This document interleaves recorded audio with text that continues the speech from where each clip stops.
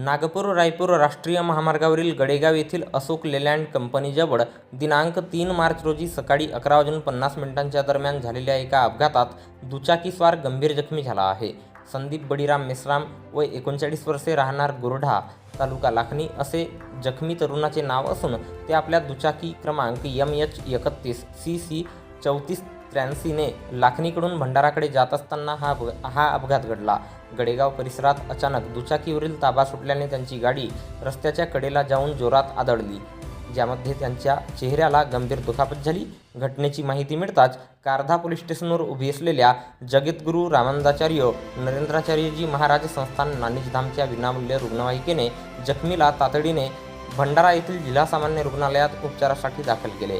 वेळेवर उपचार मिळाल्यामुळे सध्या संदीप यांचे प्राण वाचले आहे.